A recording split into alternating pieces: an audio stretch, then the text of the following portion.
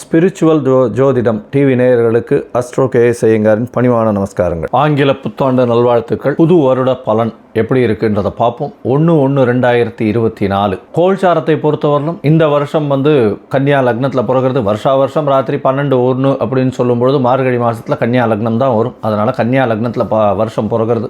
லக்னத்திலேயே கேத்து பகவான், சமசப்தமத்தில் ராகு பகவான் இருக்கார். 3ஆம் இடம்னு சொல்லக்கூடிய விருச்சிகத்தில் புதனும் சுக்கிரனும், 4ஆம் இடத்துல சூரியனும் செவ்வாயும் இருக்கு, அதாவது தனுசுல. சனி பகவான் 6ஆம் இடத்துல இருக்கார். 8ஆம் இடத்துல, அதாவது 6ஆம் இடம்னு சொல்லக்கூடியது கும்பத்தில் இருக்கார். குரு பகவான் மேஷத்தில் இருக்கார். இந்த வருஷம் பார்த்தாலேயானால் நல்ல ஒரு ஏற்றங்களும் மாற்றங்களும் இருக்கக்கூடிய வருடமாக இருக்கு. இந்த வருஷத்துல ரியல் எஸ்டேட் பிசினஸ் ரொம்ப பெரிய ஏற்றத்தில் இருக்கும். ரியல் எஸ்டேட் பிசினஸ் ஏன்னா குருவும் செவ்வாயும் பரிவர்த்தனை யோகத்தில் இந்த வருஷம் ஆரம்பிக்கிறதுனால நிலம் விற்பவர்களுக்கு பெரிய ஏற்றத்தை கொடுக்கும். நிலம் விற்பவர்கள் நல்ல விலைக்கு விற்கக்கூடிய வாய்ப்புகள் உண்டு. இவ்வளோ நாளாக நிலத்தில் ரொம்ப கஷ்டத்தில் இருந்தது, அதாவது நில டிரான்சாக்ஷனே ஆகாமல் இருந்தது. அதனால் இன்னுமே நிலம் பெரிய ஏற்றத்தை கொடுக்கும். ஃப்ளாட் விற்கிறவங்க, ஃப்ளாட் ப்ரமோட்டர்ஸ் அவெல்லாம் நிறைய ப்ராஜெக்ட்ஸ் வரக்கூடிய வாய்ப்புகள் இந்த வருஷம் இருக்குது. ஷேர் மார்க்கெட் கொஞ்சம் டவுன் ஆகக்கூடிய வாய்ப்பு உண்டு. வெள்ளி விலை அதிகமாகும். தங்கத்தின் விலை அப்படியே ஸ்டாக்னண்ட்டாக இருக்கும். இல்லைன்னா தங்கத்தின் விலையில் வீழ்ச்சி இருக்கும். மழை சொற்பமாக இருக்கும். மழை பெய்யக்கூடிய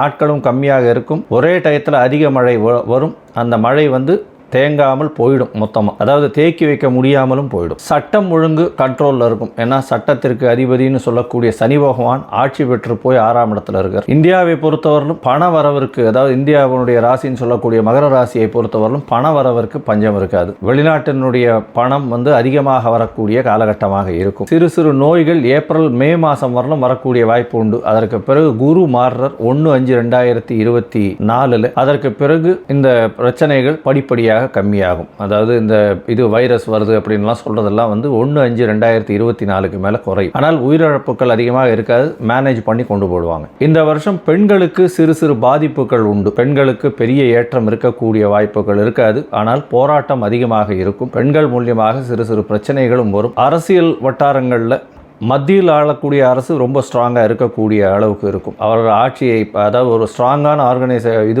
கட்சி ஆட்சியை பிடிக்கக்கூடிய வாய்ப்புகள் மிகவும் உண்டு.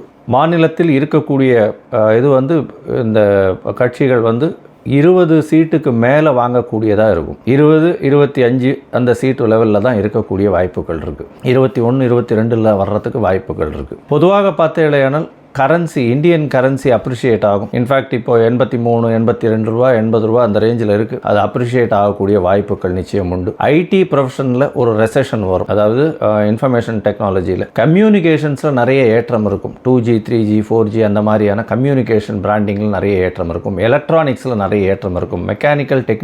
மெக்கானிக்கல் என்ஜினியரிங் சைட்ஸில் ரொம்ப பெரிய ஏற்றம் இருக்கக்கூடிய காலகட்டம். இம்போர்ட் எக்ஸ்போர்ட் ரொம்ப ஏறும். அந்நிய செலாவணி அதிகமாக கிடைக்கக்கூடிய காலகட்டமாக இருக்கும். மருத்துவம் சார்ந்த தொழில்கள் இந்தியா மெடிக்கல் டூரிசம் மாதிரி இன்னும் பிரபலமாகக்கூடிய வாய்ப்புகள் உண்டு. கவர்மெண்ட்டே எல்லா விதமான மருத்துவங்களை செய்யக்கூடிய அளவுக்கு பிரசித்தி பெறும். கவர்மெண்ட்டினுடைய மருத்துவங்கள் பிரசித்தி பெறும். இந்த வருஷம் குரு பகவான் 1/5/2024 ரிஷபத்துக்கு போகிறார். அதனால் பூச்சிகளால் பிரச்சனை வரும். தாவரங்களுக்கு பிரச்சனை, பெரிய ப்ராப்ளம் இருக்கக்கூடிய வாய்ப்புகள் உண்டு. பூகம்பம் வரக்கூடிய சவுத் வெஸ்ட் இந்த மாதிரியான சைட்ஸில் பூகம்பம் வரக்கூடிய வாய்ப்புகள் நிச்சயமாக உண்டு.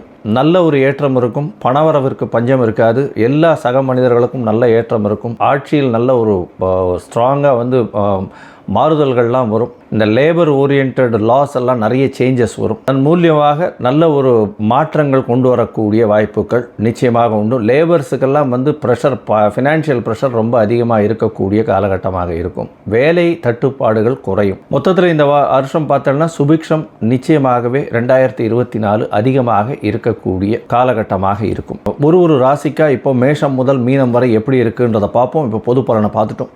எனக்கு என்னுடைய மொபைல் நம்பர் கான்டாக்ட் பண்ணணும்னு நினச்சேலையானால், என்கிட்ட அப்பாயின்மெண்ட் எடுக்கணும்னு நினச்சிங்கன்னா, உங்களுடைய ஹாரோஸ்கோப் பார்க்கணும்னு நினச்சிங்களேயானால் எனக்கு நீங்கள் அப்பாயின்மெண்ட் எடுத்துக்கோங்க. என்னுடைய மொபைல் நம்பர் இருக்குது, கீழே ஸ்க்ராலிங்கில் வரும். உங்களுடைய date, time, place of birth அதை அனுப்புங்க. உங்களுடைய டைமு, டேட்டு, பிளேஸ் வச்சு கரெக்ஷன்ஸ் ஏதாவது இருக்கான்றதை பார்த்துட்டு லக்ன சந்தி இல்லைன்னா ராசி சந்தி நட்சத்திர சந்தி ஏதாவது இருக்கா என்னன்றதை பார்த்துட்டு அதன் மூலியமாக உங்களுக்கு நடக்கக்கூடிய தசாபுக்தி எப்படி இருக்குது, இன்றைய கோல்சாரம் எப்படி இருக்குது அப்படின்றத வச்சு உங்களுக்கு ஏற்றமான காலமாக என்னைக்கு உங்களுக்கு வெளிச்சம் வரும் அப்படின்றதையும் பார்த்து எளிய பரிகாரம் என்ன அப்படின்றதையும் சொல்கிறேன். இப்போது மேஷம் முதல் மீனம் வரை ஒரு ராசியாக 2024 எப்படி இருக்குது அப்படின்றத பார்ப்போம். மறுபடியும் எல்லா நேயர்களுக்கும் புத்தாண்டு ஆங்கில புத்தாண்டு நல்வாழ்த்துக்கள். கும்பம், அவிட்டம், சதயம், பூரட்டாதி இந்த 3 நட்சத்திரம் 9 பாதங்களை கொண்ட ராசி. ராசியின் அதிபதி அப்படின்னு சொல்லக்கூடியவர் சனி பகவான்.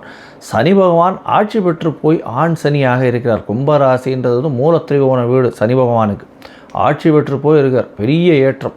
கும்பராசிக்காரர்களுக்கெல்லாம் பார்த்தோம்னா அதாவது தான் சொல்ல வேண்டிய விஷயங்கள் எல்லாமே அவளுக்கு நிச்சயமாக நடந்தே தீரும். ஏன்னா ராசிநாதன் ராசியிலேயே ஆட்சி பெற்று போயிருக்கார். பெரிய ஏற்றம் கொடுக்கக்கூடிய காலகட்டம். எதை நினைத்தாலும் அதை அடையக்கூடிய பாக்கியம் உண்டு. ஆனால் இதன் மூலியமாக என்ன ஆகும்னா கும்பராசிக்காரர்களுக்கு கொஞ்சம் ஈகோயிஸ்டிக் ஆகிடுவா. அதை தவிர தான் என்ற அகங்காரம் வந்துடும். அதை தவிர உடல் நலத்தில் சற்று கவனமாக இருக்கிறது கும்பராசிக்காரர்களுக்கு ரொம்ப முக்கியம். இந்த வாட்டி ரொம்ப ஜாகிரதையாக இருங்கோ. ஏன்னா உடல் நலத்தில் ரொம்ப ஜாகிரதையாக இருக்கிறது நல்லது. ஏன்னா 8ஆம் இடத்துல கேது பகவான் வேறு இருக்கார். ராசியிலேயே கும்பத்திலேயே சனி பகவான் ஆட்சி பெற்ற சனியாக இருக்கார். உடல் நலத்தில் சற்று தொய்வை ஏற்படுத்துவார். ஆனால் பிடிவாதங்கள் அதிகமாக இருக்கும். தான் என்ற அகங்காரம் இருக்கும். தான் செய்ய வேண்டியதை செஞ்சே தீருவேன் அப்படின்ற ஒரு வெறியோடு இருக்கும். ஜென்ம சனி வேறு. அதனால் பொறுமையாக எந்த ஒரு விஷயத்தையும் தேவையில்லையான்றதை 10 தரம் ஆலோசிச்சுட்டு யோசிச்சுட்டு அதுக்கப்புறம் பண்ணுங்க. பொதுவாகவே இந்த வருஷம் பார்த்தேனால் உங்களுடைய ராசிக்கு 2ஆம் இடத்துல ராகு பகவான் இருக்கிறதுனால பண வரவிற்கு பஞ்சம் இருக்காது. கவலையே பட வேண்டாம். பணம் எந்த பக்கத்துலேருந்து வருதுன்னே தெரியாத அளவுக்கு வரும். ஏன்னா குரு பகவான் உங்களுடைய ராசிக்கு 3ஆம் இடத்துல இருக்கார். அவரே 2ஆம் இடத்துக்கு அதிபதி. அவர் உங்களுடைய முயற்சிகள் அனைத்திலும் வெற்றியை கொடுப்பார். கவலைப்பட தேவையே இல்லை. ராகு பகவானை பொறுத்தவரையிலும் நீங்கள் நினைக்கிறதுக்கு 10 மடங்கு அதிகமாகவோ 100 மடங்கு அதிகமாகவோ செயல்படுத்துவார். அதுவும் தனஸ்தானத்தில் போய் உட்காந்துருக்கிறதுனால எதை தொட்டாலும் உங்களுக்கு பணம் வரக்கூடிய வாய்ப்புகள் நிச்சயமாக உண்டு.